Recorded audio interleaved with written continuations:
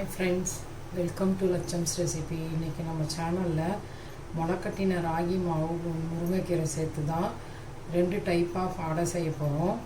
ட்ரெடிஷ்னலாக ஒரு முருங்கைக்கீரை அடையும், கட்லட் மாதிரி குட்டீஸ்லாம் விரும்பி சாப்பிட்ற மாதிரி ஒரு டைப்பும் செஞ்சுருக்கேன். இப்போ எப்படி செய்கிறதுன்னு பார்க்கலாம் வாங்க. இன்றைக்கி நம்ம சேனலில் இந்த மாதிரி முளைக்கட்டிய கேழ்வரகு மாவு வச்சு தான் இன்றைக்கி நம்ம அடை செய்ய போகிறோம். எப்படி செய்கிறதுன்னு பார்க்கலாம். இதில் தான் 2 கப் மாவு எடுத்து நான் செய்ய போகிறேன். இப்போ பாருங்கள், இந்த மெஷரிங் கப்பால் 2 கப் அளவுக்கு மாவு எடுத்துக்க போகிறேன். இப்போ நான் 2 கப் அளவுக்கு எடுத்துக்கிறேன். இல்லை போயிட்டாங்க. இப்போ 2 கப் மாவு அதில் சேர்த்துட்டேன். இப்போ அதில் என்னென்ன பொருள்லாம் சேர்க்க போகிறோன்னு பாருங்கள். பொடியாக கட் பண்ண கருவேப்பிலை சேர்த்துக்கிறேன். ஒரே ஒரு பச்சை மிளகா. நீங்கள் குட்டி பசங்களுக்கு கொடுக்கறதா இருந்தால் பச்சை மிளகா சேர்க்காதீங்க. அதேமாரி ஒரு காஞ்ச மிளகா விதையெல்லாம் எடுத்துகிட்டு பொடியாக கட் பண்ணி வச்சுருக்கேன், அதையும் சேர்த்துக்கிறேன். இஞ்சி இந்த மாதிரி பொடியாக கட் பண்ணது சேர்த்துக்கிறேன், 1 இன்ச்சு அளவுக்கு, அதையும் சேர்த்துக்கலாம். கொத்தமல்லி இலை நிறையா சேர்த்துக்கலாம், நல்லாவே இருக்கும். நான் இருந்தது இவ்வளோ தான் சேர்த்துக்கிறேன். பொடியாக கட் பண்ண வெங்காயம், பெரிய வெங்காயம், அதை சேர்த்துக்கிறேன்.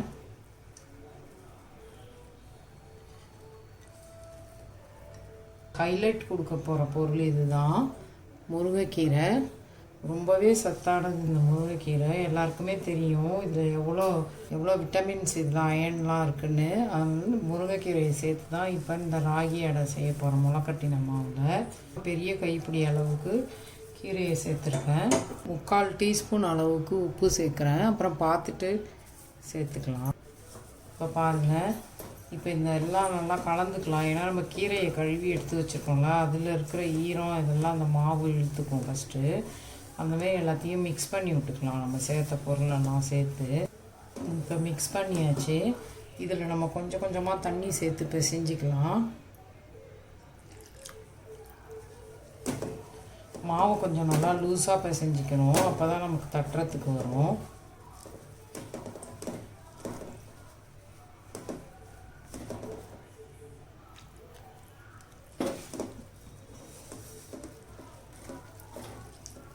இந்த மாதிரி தண்ணி தெளித்து பிசைஞ்சிக்கோங்க. ரொம்ப ஹெல்த்தியானது இது. நம்ம பாட்டிலாம் கூட இந்த மாதிரி செஞ்சு சாப்பிட்டு தான் அவங்களாம் நல்லா ஸ்ட்ரென்த்தியாக இருந்தாங்க. இப்போத்தைய பிள்ளைங்களுக்கு இதெல்லாம் கண்டிப்பாக நம்ம செஞ்சு கொடுத்து பழக்கப்படுத்தணும். இந்த மாதிரி நான் செய்கிற மாதிரி செஞ்சு கொடுங்க. பிள்ளைங்க உங்ககிட்ட அடிக்கடி கேட்பாங்க, இந்த மாதிரி செஞ்சு கொடுங்க மம்மின்னு. நமக்கு முளைக்கட்டின மாவே டிபார்ட்மெண்டல் ஸ்டோரில் கிடைக்கிது, அது மாதிரி வாங்கி கூட நீங்கள் செஞ்சுக்கலாம். அயன், கால்சியம் எல்லாமே இதில் நிறையா இருக்குது. இப்போ உப்பு டேஸ்ட் பண்ணி பார்த்துக்கோங்க. உப்பு கம்மியாக இருக்குது, நான் இன்னும் ஒரு 1/4 டீஸ்பூன் அளவுக்கு சேர்த்துக்கிறேன். உப்பு கொஞ்சம் லைட்டாக தண்ணி தெளிச்சிக்கலாம். அதுக்குன்னு ரொம்பவும் லூஸாக பிசையக்கூடாது, ரொம்பவும் டைட்டாக பிசையக்கூடாது. நம்ம கையில் மாவு எடுத்து உருட்டி இப்படி தட்டுறதுக்கு வரணும், அந்த அளவுக்கு இருக்கணும். இந்த அளவுக்கு பிசைஞ்சோம்னா போதும். தெரியுதா? இந்த அளவுக்கு மாவு இருந்தால் போதும். அப்போ நமக்கு தட்டுறது. இப்போ பாருங்கள், இந்த பிசைஞ்ச மாவுலேருந்து நான் பாதி மாவை எடுத்து வச்சிடுறேன். இந்த பாதி மாவில் இப்போ நான் கொஞ்சமாக க்ரஷ் பண்ண வேர்க்கடலை ஒரு 2 டேபிள் ஸ்பூன் அளவுக்கு சேர்க்குற மாவில். ரொம்பவே டேஸ்ட்டாக இருக்கும். ஒரு 2 டேபிள் ஸ்பூன் அளவுக்கு தேங்காய் பூ சேர்த்துக்கலாம். சேர்த்து அப்படியே பிசைஞ்சிக்கலாம் இந்த மாவு தனியாக. நான் ஒரே மாவு பிசைஞ்சதுலேருந்து பாதி எடுத்துகிட்டு பாதியில் கொஞ்சம் வேர்க்கடலையும் தேங்காய் பூவும் சேர்த்துருக்கேன். இப்போ 2 விதமான அடை நமக்கு ரெடியாக போகுது. இப்போ பாருங்கள், ராகி அடைக்கு இதில் 2 பச்சை மிளகாய் வச்சுருக்கேன், கொஞ்சமாக தேங்காய், கொஞ்சம் கொத்தமல்லி இலை, 1 டேபிள் ஸ்பூன் அளவுக்கு பொட்டுக்கடலை, ஒரு கைப்பிடி அளவு வறுத்த வேர்க்கடலை, ஒரு துண்டு இஞ்சி வச்சுருக்கேன். இதெல்லாம் சேர்த்து ஒரு சட்னி அரைச்சிக்க போகிறோம் அந்த அடைக்கு. பிறகு ராகி அடை செய்யறதுக்கு இப்போ இலையில கொஞ்சமாக ஆயில் அப்ளை பண்ணிக்கலாம்.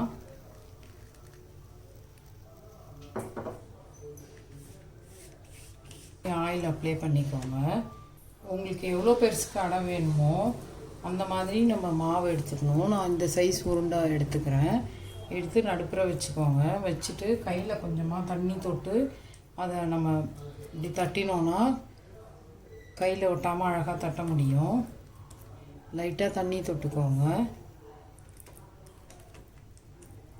நமக்கு அடை ரவுண்டாக வேணும் அப்படின்னாக்கா நம்ம கட் பண்ணிக்கலாம் ஒரு டிஃபன் பாக்ஸ் மூடியை வச்சு, இல்லாட்டி இப்படியே நம்ம சுட்டு எடுத்துக்கலாம். இப்போ பாருங்கள், இந்த அளவுக்கு அடையை தட்டி எடுத்துக்கலாம். இப்போ அதே மாதிரி இன்னொரு இலையை கட் பண்ணதில் ஆயில் அப்ளை பண்ணிவிட்டு நம்ம அடையை தட்டிக்கலாம். இந்த மாதிரி தட்டி எடுத்துக்கோங்க. இலையில் ஆயில் அப்ளை பண்ணிவிட்டு ஸ்டவ் ஆன் பண்ணி தோசைக்கல் வச்சாச்சு. அந்த தோசைக்கல்லில் நம்ம நெய் அப்ளை பண்ணிக்கலாம். நம்ம நெய் போட்டு ராகி அடை செய்யும்போது செம சூப்பராக இருக்கும். அது முருங்கைக்கீரைலாம் போட்டுருக்கிறதுக்கும் நெய் போட்டு செய்யுங்க, செமையாக இருக்கும். கல் காஞ்சிடுச்சு. அந்த இலையில தட்டி வச்சுருக்க அந்த ராகி அடையை தோசைக்கல்லில் சேர்த்துட்றேன். அப்படியே ஒரு 30 செகண்ட் இருக்கட்டும். அப்போ தான் நமக்கு எடுக்கிறதுக்கு வரும். ஹீட்டை எடுத்துடலாம். இந்த மாதிரி இலையை எடுத்துடலாம். கொஞ்சம் நெய் ஊற்றிக்கலாம். அதில்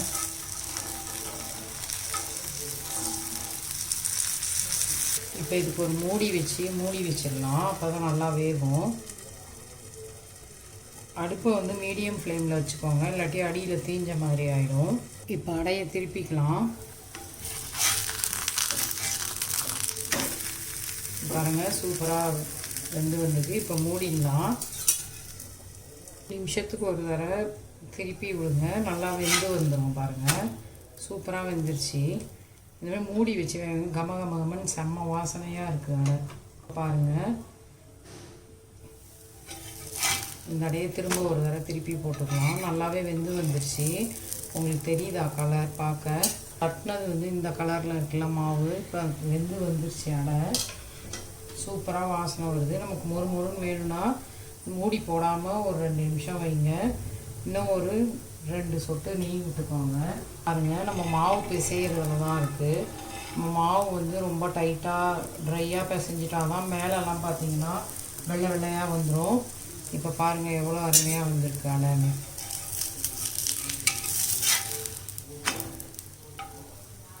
திரும்பவும் திருப்பி போட்டிருக்கேன். இப்போ பாருங்கள், அடையை நல்லா திருப்பி போட்டாச்சு. ஒரு 3 நிமிஷத்துக்கு அந்த மாதிரி திருப்பி போடுங்க.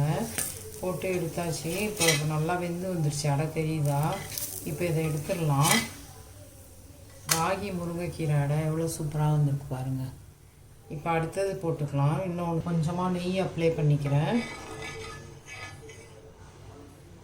இந்த இலையில தட்டி வச்சுருக்க அந்த அடையை அதில் சேர்த்துக்கலாம்.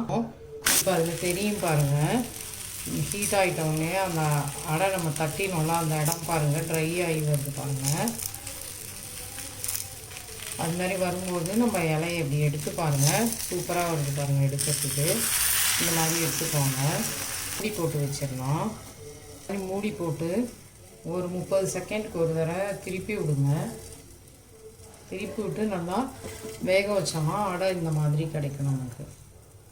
இப்போ எடுத்துட்டு திருப்பி விடலாம். அடையை திருப்பியாச்சு. ராகியோட முருங்கைக்கீரை சேர்த்துருக்கோம். அதில் நம்ம நெய் சேர்த்து கொடுக்கும்போது ரொம்பவே சூப்பராக இருக்கும். முருங்கைக்கீரையில் சாதாரணமாக நெய் சேர்த்து சாப்பிட்டாலே ஹீமோக்ளோபின் லெவல் கம்மியாக இருக்கிறவங்களுக்கு ஹீமோக்ளோபின் அளவு அதிகமாகும். நீங்கள் வேணால் ட்ரை பண்ணி பாருங்கள். அந்தமாரி ஹீமோக்ளோபின் கம்மியாக இருக்கிறவங்களுக்கு. செம்ம சூப்பராக ராகி அடை ரெடி ஆகிடுச்சு. ஃபஸ்ட்டு நார்மலாக நம்ம எப்பயுமே எப்படி செய்வாங்க ட்ரெடிஷ்னலாக அந்த மாதிரி செஞ்சுருக்கேன். நீங்கள் இஞ்சிக்கு பதில் பூண்டு பல்லு கூட இதில் சேர்த்துக்கலாம் திருவி. பாருங்கள், சூப்பரான சுவையில் ராகி அடை ரெடி ஆகிடுச்சு. இப்போ பாருங்கள், தேங்காய் பூ வேர்க்கடலை போட்டு பிசைஞ்செல்லாம் பாதி மாவில். இப்போ அதை செஞ்சு காட்டுறேன். பேனில் கொஞ்சமாக எண்ணெய் சேர்த்துக்கலாம். இப்போ அதில் 1 ஸ்பூன் அளவுக்கு நெய் சேர்த்துக்கிறேன். இந்த மாதிரி மாவை எடுத்துக்கோங்க. கையில் சின்ன சின்ன உருண்டையாக நம்ம வடை சைஸுக்கு இப்படி தட்டி இந்த மாதிரி வச்சு கொடுத்தோன்னா குழந்தைங்க கட்லெட்னே சூப்பராக இருக்குன்னு சொல்லி சாப்பிடுவாங்க. இதில் நம்ம வேர்க்கடலை தேங்காய் சேர்த்துருக்கோம். நமக்கு சாதாரணமாகவே முருங்கைக்கீரையில் கால்சியம் அயன்லாம் இருக்குது. அதோட ராகி சேர்த்துருக்கும் போது அதில் வேர்க்கடலையும் சேர்த்துருக்கோம், ப்ரோட்டீனும் கிடைக்கும் குழந்தைங்களுக்கு. இந்த மாதிரி குட்டி குட்டியாக செஞ்சு கொடுத்தாங்க ஸ்நாக்ஸாக விரும்பி சாப்பிடுவாங்க குழந்தைங்களும். ரொம்ப ஈஸியாக செஞ்சிடலாம். நம்ம வீக் டேஸில் செஞ்சு கொடுக்காட்டியும் வீக்கெண்டில் நம்ம பிள்ளைங்களுக்கு இந்த மாதிரி செஞ்சு கொடுத்தோம்னா விரும்பி சாப்பிடுவாங்க. பிரேக்ஃபாஸ்ட்டாக கூட கொடுக்கலாம், ஈவினிங் ஸ்நாக்ஸாக கூட கொடுக்கலாம். அந்த மாதிரி மிஸ் பண்ணாமல் இந்த மாதிரி செஞ்சு கொடுங்க பிள்ளைங்களுக்கு. தேங்காய் பூ வேர்க்கடலை சேர்த்து மூடி வச்சிடலாம். அப்போ தான் நல்லா வெந்து வரும். நம்ம அதிக எண்ணெய் தேவைப்படாது. மூடி போட்டு நம்ம மூடினோம்னா சாஃப்டாகவும் இருக்கும். ஓரங்கள்லாம் நல்லா கிறிஸ்பியாக வெந்து வரும். இப்போ அதை ஒரு 20 செகண்டுக்கு ஒரு தடவை நம்ம திருப்பி விடலாம். நல்லா வெந்து வந்துடும். இப்போ பாருங்கள், இது நல்லா ரெடியாக இருக்குது. ஃபஸ்ட்டு போட்டது இதை திருப்பிக்கலாம். நம்ம இந்த மாதிரி திருப்பி போடுங்க. ஒரு 20 செகண்டுக்கு ஒரு தடவை திருப்பணும்னா நல்லா வெந்து வந்துடும். இந்த மாதிரி குட்டி குட்டி அடை பண்ணி கொடுங்க. குழந்தைங்க கட்லெட் நினச்சி சாப்பிடுவாங்க. செம சூப்பராக இருக்கும். இப்போ மூடி வைக்கலாம். மிஸ் பண்ணாமல் செஞ்சு பாருங்கள். ரொம்ப ஹெல்த்தியான டிஷ் இது. பாருங்கள் எவ்வளோ சூப்பராக வருது பாருங்கள். இதை திருப்பி விட்டுக்கணும். திருப்பி விட்டுட்டு ஒரு சில சைடில் வேகாத மாதிரி இருந்துச்சுன்னா அதுக்கெலாம் நம்ம இப்போ நெய் அப்ளை பண்ணிக்கலாம். இல்லாட்டி இந்த ஓரத்தில் நிற்கிது பாருங்கள் செஞ்சு. இப்போ பாருங்கள், இப்போ திருப்பிக்கலாம். இப்போ நல்லாவே சூப்பராக வெந்துருச்சு பாருங்கள். சைட்லாம் கூட தெரியுதா? இப்போ இந்த மாதிரி திருப்பி போட்டுக்கோங்க. திருப்பி திருப்பி விட்டு மூடி வச்சிங்கன்னா செம சூப்பராக உங்களுக்கு ராகி முருங்கைக்கீரை கட்லெட்டில் ரெடி ஆகிடும். இப்போ மூடி வச்சிடலாம். இப்போ பாருங்கள், 1/2 ஸ்பூன் அளவுக்கு நெய் சேர்த்துக்கலாம். சுற்றி மூடி வச்சிடலாம். ஒரு 30 செகண்ட் மூணுனோடனே ரெடி ஆகிடும். எடுத்துடலாம். பாருங்கள், இப்போ இந்த ராகி கட்லெட்டும் ரெடி ஆகிடுச்சு. நம்ம அந்த மாதிரிலாம் சொல்லி கொடுத்தா தான் பிள்ளைங்க சாப்பிடுவாங்க. இப்போத்தைய பிள்ளைங்கலாம் எடுத்துடலாம். இதை பிளேட்டில் எடுத்துடுறேன். பாருங்கள், தேங்காய் வேர்க்கடலை சேர்த்த ராகி கட்லெட் ரெடி ஆயிடுச்சு. இப்போ மிச்சம் உள்ளதெல்லாமும் செஞ்சுட்டு காட்டுறேன். இப்போ மீதி இந்த தேங்காய் பூவையும் அது மேலேயே வச்சிடுறேன். வேர்க்கடலையும் அது மேலே வச்சிடலாம். ஏற்கனவே மாவில் பிசைஞ்சிருக்கேன். அப்புறம் மீதி இருந்தது. அப்புறம் ஞாபகம் வந்தது, சரி இந்த மாதிரி வச்சு செஞ்சு கொடுத்துடலாம் அப்படின்னு சொல்லி இப்போ வச்சுருக்கேன். ஃபஸ்ட்டு காட்டும் போது இந்த மாதிரி ப்ளைனாக சுட்டுட்டேன்ல. இப்போ அது மீதி மாவில் இந்த மாதிரி செஞ்சுருக்கேன். இப்போ அதையும் இப்போ மீதி இந்த ரெண்டுமே இருந்துச்சு, அதுலேயும் வச்சிட்டேன். இப்போ இதை திருப்பிக்கலாம்.